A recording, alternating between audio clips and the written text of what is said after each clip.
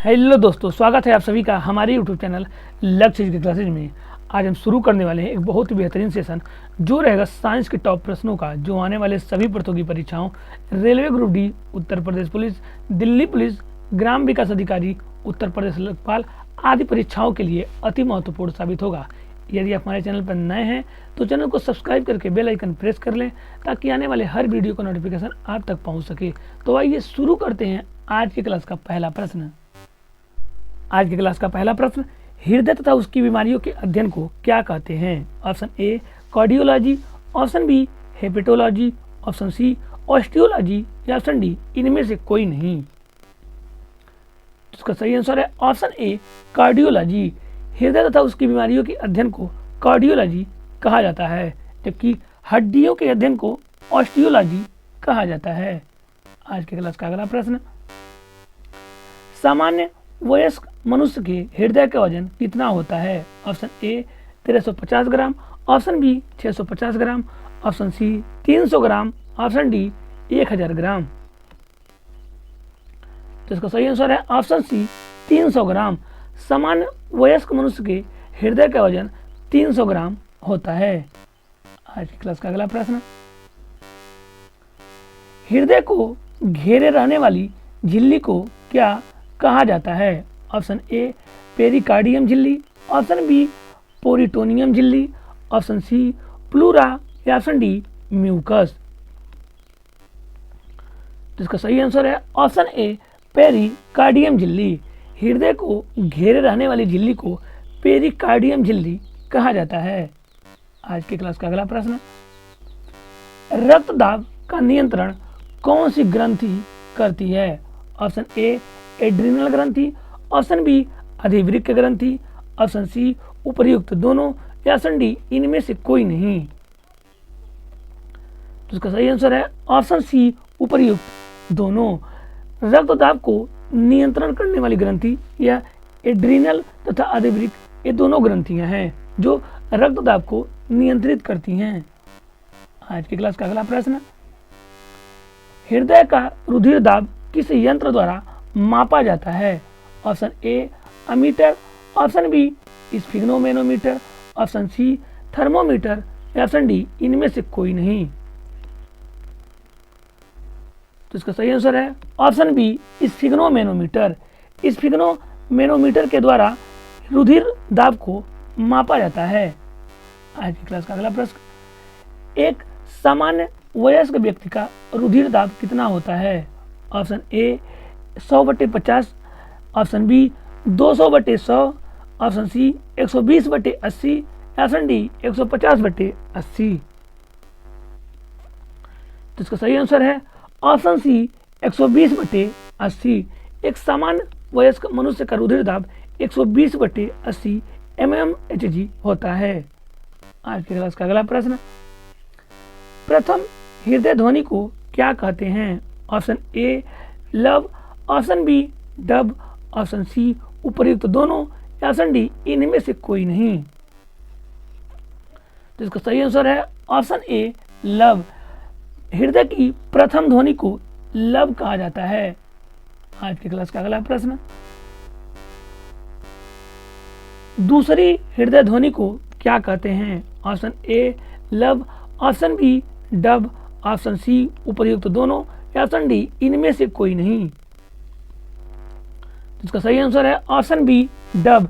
हृदय की दूसरी ध्वनि को डब कहा जाता है, जबकि पहली ध्वनि को लब कहा जाता है। आज की क्लास का अगला प्रश्न, हृदय की ध्वनि सुनने या हृदय की धड़कन को किस यंत्र के द्वारा मापा जाता है? Option A microscope, option B sphygmomanometer, option C stethoscope या ऑप्शन डी ईसीजी। तो इसका सही आंसर है ऑप्शन सी स्टेथोस्कोप। स्टेथोस्कोप के द्वारा हृदय की ध्वनि को सुनने तथा हृदय की धड़कन को मापा जाता है। आज की क्लास का अगला प्रश्न, हृदय की धड़कन को उत्तेजित करने वाला हार्मोन कौन सा है? Option A thyroxine, option B dopamine, option C oestrogen या ऑप्शन डी इनमें से कोई नहीं। तो इसका सही आंसर है ऑप्शन ए थायरॉक्सिन। हृदय की धड़कन को उत्तेजित करने वाला हार्मोन्स यह थायरॉक्सिन हार्मोन्स है।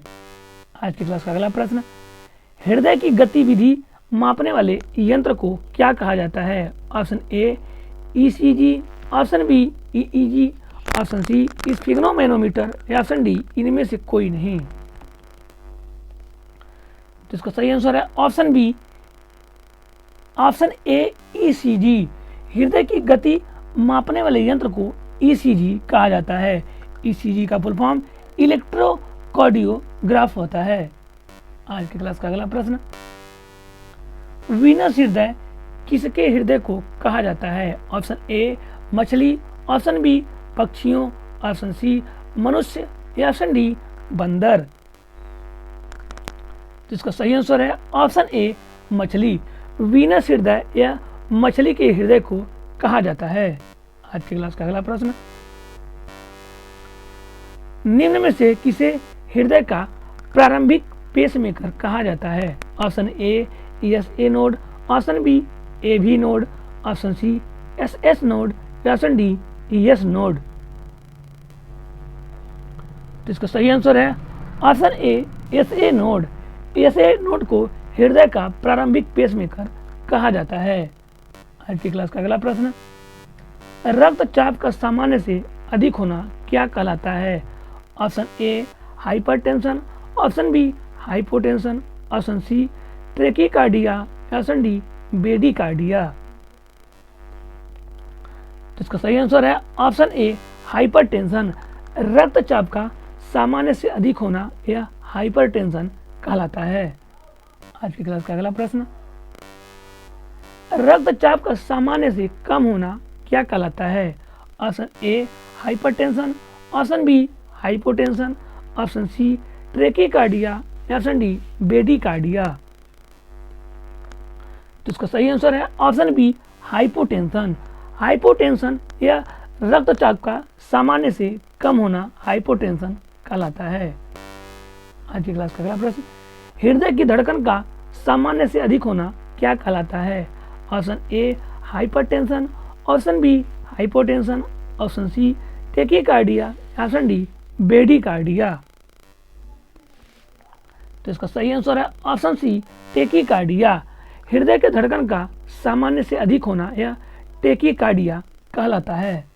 आज की क्लास का अगला प्रश्न, हृदय के धड़कन का सामान्य से कम होना क्या कहलाता है?